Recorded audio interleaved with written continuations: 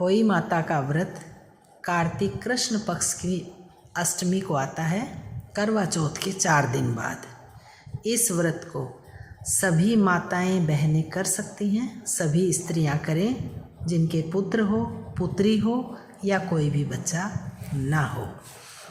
इस व्रत को करने के लिए सुबह सिर सहित नहाएं, मेहंदी लगाएं, पट्टे पे जल का लोटा रखें, अनाज रखें, उसमें गुड़ रखें, तियल हो तो तियल रखें, साड़ी हो तो साड़ी रखें, नहीं हो तो एक ब्लाउज पीस रखें, उस पर 11, 21, 51 जो आपकी श्रद्धा हो वो रखें। अहोई माता को मांड लें दीवार पर, रंग से मांडे, चूना कड़ी से मांडे या मेहंदी रोड़ी से भी मांड सकते हैं, या आजकल अहोई माता की फ़ोटो आती है वो भी रखते हैं।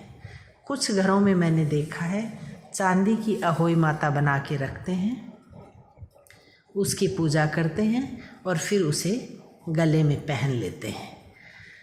जिस घर में जितने बेटे हों उतने ही 2-2 मोती चांदी के हर साल बनवा के उस माला में डालते रहते हैं। जैसे किसी के एक बेटा हुआ तो 2 मोती डाल लिए, 2-3 साल बाद दूसरा बेटा हुआ तो 2 मोती फिर डाल लिए।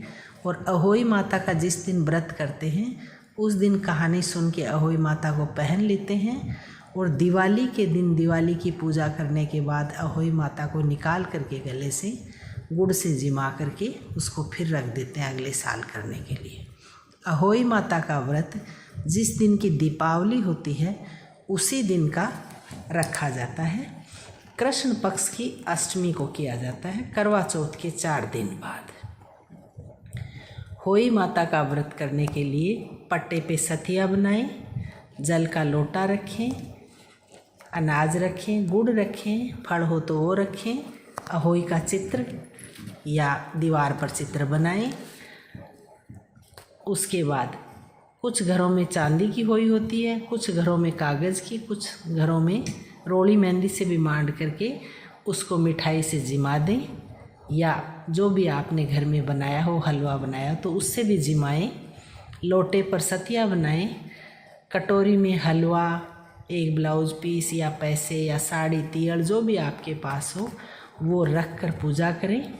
7 दाने हाथ में लेकर के कहानी सुने, और उसके बाद कहानी सुनने के बाद बायना निकाल करके, सासू जी हैं घर में तो उनको दे दें पैर छू करके, कहानी सुनाने वाली हैं तो उसको दे दें, और आपके घर में कोई और बड़ी बूढ़ी है तो उसको दे दें, मिश्रानी को दे दें, जहाँ आपका मन हो। जितने बेटे हों और जितने बेटों का विवाह हुआ उतनी बार 2-2 चांदी के मणिये बनवाएं, समर्थ हों तो, और होई माता की माला में भी डालते जाएं। नहीं हो तो कोई बात नहीं, आप होई माता रोड़ी मोड़ी से भी बना सकते हैं, मिट्टी से भी बना सकते हैं, रंग से भी दीवार पे बनाएं।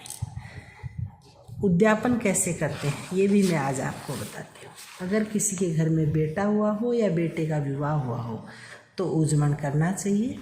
एक थाली में 7 जगह 4-4 पूड़ी निकाल कर, थोड़ा सा हलवा रख कर, तियल, पैसे, साड़ी या रुपए जो भी आपके हाथ में हो वो लेकर के रख के हाथ फेर के सासू जी को पैर छू करके दे दें। सासू जी घर में नहीं हो तो बड़ी बूढ़ी जो भी आपके घर में सम्मानित हो उनको दे दो, मिश्रानी को दे दो, कहानी कहने वाली को दे दो, जिस पर आपका मन हो उनको दे दें। बहन बेटी कोई आस पास रहती हो तो उसको भी बायना निकाल कर भिजवा दें, और दीवार पर आटे से पोत कर या गेरू से या किसी भी रंग से अहोई माता मांड लें। अब सुनो अहोई माता की कहानी। एक साहूकार था जिसके 7 बेटे और 7 बहुएं और एक बेटी थी। सब कोई मिट्टी लेने गया। जैसे दीपावली आती है उससे पहले अहोई माता आती है, उस दिन हम लोग, करवा चौथ आती है, ये कार्तिक का महीना त्योहारों का महीना होता है। सभी अपने घरों की साफ़ सफाई करते हैं, चूल्हे के लेव लगाते हैं, पहले लीपते थे।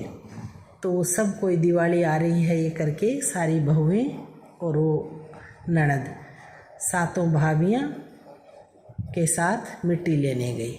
जैसे ही मिट्टी खोदने लगी तो ननद के हाथ से स्याऊ माता के बच्चे थे वो मर गए फावड़ा लगने से। स्याऊ माता बहुत नाराज़ हुई और उसने श्राप दे दिया।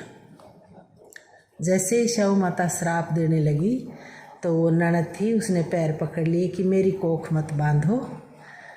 स्याऊ माता बोली जैसे मेरे बच्चों को मारा आपने, आपकी मैं कोख बांध दूँगी। वो डर के मारे कांपने लगी और उसने सब भाभियों को बोला आप बंधवा लो कोख मेरे बदले, आप बंधवा लो। 6 भाभियों ने तो मना कर दिया, पर एक भाभी भोली और सीधी थी, तो उसने बेचारी डर के मारे, ननद सास के डर से कि अगर मैं ननद का कहना नहीं मानूंगी तो सास नाराज़ हो जाएगी, उसने कहा मेरी कोख बांध दो। स्याऊ माता ने उसकी कोख बांध दी। बाकी सबके तो बाल बच्चे हो गए, ननद के भी हो गए। साल दर साल सबके बच्चे बड़े होने लगे।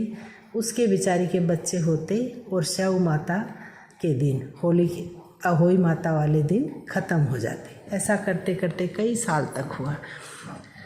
एक दिन उसने पंडित जी से पूछा कि पंडित जी, मेरी दुरानी जिठानियों के सबके बच्चे हो गए, मेरी ननद के भी हो गए, फिर मेरे बच्चे होते हैं और वो ख़त्म हो जाते हैं, पता नहीं क्या हो गया। वो भूल गई उस बात को कि स्याऊ माता के साथ मैंने कोख बंधवाई थी। पंडित जी ने उसने कहा कि स्याऊ माता आपसे नाराज़ है, अहोई माता वाले दिन आपके बच्चे इसलिए ख़त्म हो रहे हैं, आप सूर्यल गाय की सेवा करो। सूर्यल गाय और स्याऊ माता दोनों हैं, वो अच्छी सहेली भी हैं और एक दूसरे की बात भी मानती हैं, तो आप गौ माता की सेवा करो। वो बेचारी सुबह उठ कर के जल्दी गाय माता का आंगन बुहार देती और जहाँ बांधने का ठोर था उनका ठाण बुहार देती, गोबर उठा देती, उसको पानी पिलाती, अच्छा चारा खिलाती हरा, अच्छे से उसको नहलाती, हाथ फेरती। गौ माता बहुत खुश हुई। एक दिन गौ माता ने कहा मेरे घर में जो बहुएं रहती हैं वो तो करती नहीं साफ़ सफाई, आप कौन हो, क्या चाहती हो मेरे से। तब साहूकार की उस बहू ने कहा गौ माता, स्याऊ माता आपकी अच्छी सहेली हैं, स्याऊ माता ने मेरी कोख बांध रखी है, सबके बच्चे हो गए, मेरे बच्चे नहीं हैं, होते और मर जाते हैं, आप स्याऊ माता से मेरे लिए अरदास करो तो मेरे भी बाल बच्चे हो जाए। गौ माता ने कहा ऐसा ही होगा। गौ माता उसके साथ चल पड़ी स्याऊ माता के पास ले जाने के लिए, लेकिन स्याऊ माता तो बहुत दूर रहती थी। थोड़ी दूर जाने पर गौ माता छाया में पेड़ के नीचे बैठ गई। साहूकार की बहू भी वहीं बैठ गई। इतने में देखते हैं कि हंस पंखनी ने ऊपर अपने अंडे दे रखे हैं पेड़ पे और एक सांप वहाँ पे लटक रहा है उनके अंडे और बच्चों को खाने के लिए।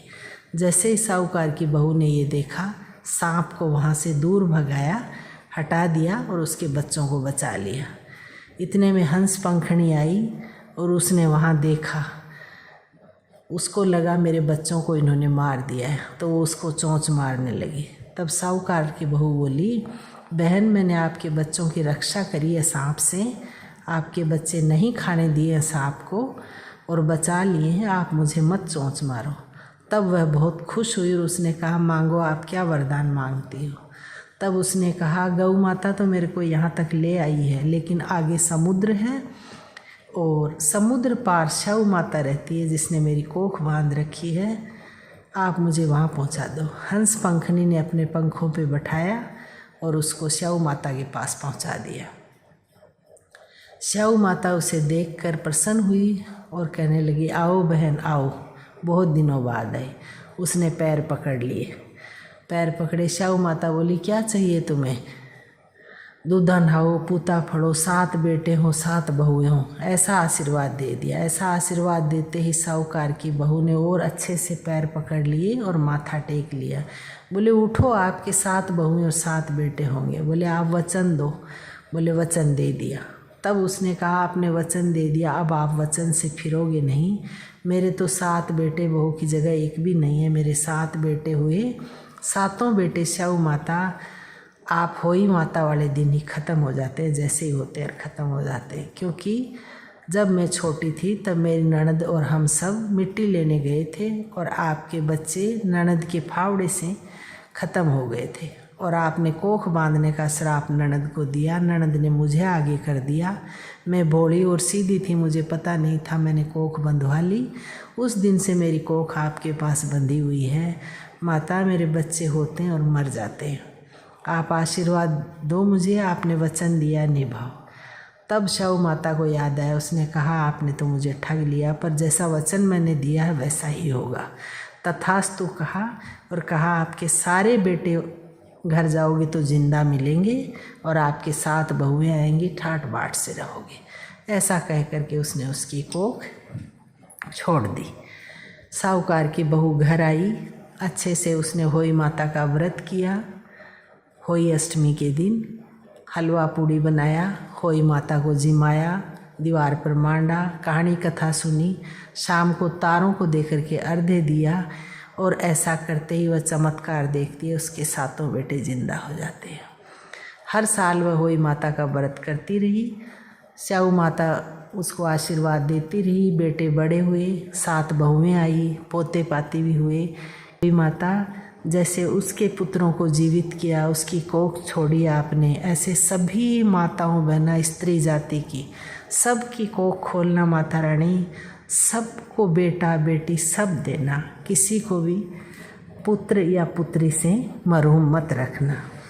होई माता की जय हो और अगले साल फिर होई माता अच्छी आए ऐसी हम कामना करते हैं।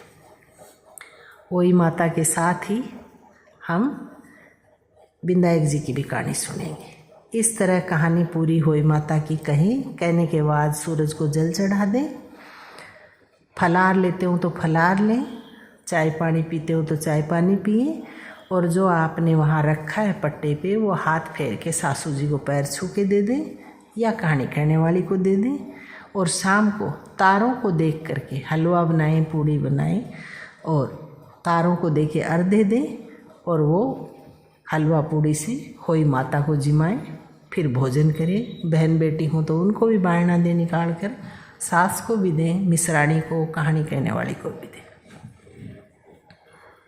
अब सुने विनायक जी की कहानी। एक छोटे से विनायक थे, चुटकी में चावल चम्मच में दूध, कोई मेरे लिए खीर बना दो, खीर बना दो। सब कोई कह रहा इतने से क्या खीर बनेगी। इतने में एक बुढ़िया माई कहती है लाओ मैं बना देती हूँ। वह एक छोटा सा पतीला लेकर उसमें डालकर चलने लगती है। तो विनायक जी महाराज कहते हैं अम्मा बड़ा सा पतीला लो ना। कि क्या डालूंगी बड़े में, ये तो ज़रा सा है। कि माँ आप लो ना। ऐसा कहते ही अंतर ध्यान हो जाते हैं विनायक जी, और बुढ़िया माई बड़ा सा पतीला लेके उसमें चुटकी के चावल और दूध डालती है और वो पूरा भर जाता है। भगवान गजानन गणेश जी की लीला होती है ये। और खीर अच्छे से धीरे धीरे पकती है। बुढ़िया माई थी, भूख लग गई, इंतज़ार करते आओ महाराज विनायक जी जिमो, आओ महाराज विनायक जी भोजन करो, ऐसा सोच रही और थाली में अच्छे से खीर ठंडी करने के लिए रख दी। थोड़ी देर बाद भूख लगी हुई थी तो उसने एक ग्राही अपने माथे की तरफ किया कि हे महाराज विनायक जी भोग लगा रही हूँ, और अपना खीर खाने लग गई। खीर खाई और खाने के बाद जैसे ही थाली उसने हटाई वहाँ से विनायक जी की आवाज़ आई, बुढ़िया माई खीर बन गई। हाँ महाराज बन गई, आओ जीमो बैठो। अम्मा मैं तो जीम लिया। कब? बोले जब आपने भोग लगाया। हे महाराज विनायक जी आपने मेरे पर्दा उघाड़ दिया। अम्मा भगवान है वो दर्शनों का और भोग का भूखा है, वो आप ही इंसानों को लोगों को खिलाता है।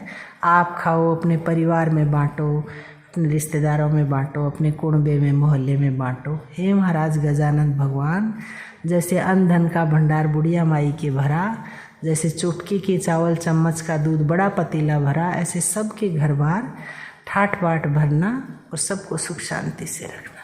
जय हो विनायक जी महाराज की, जय हो अहोई माता की।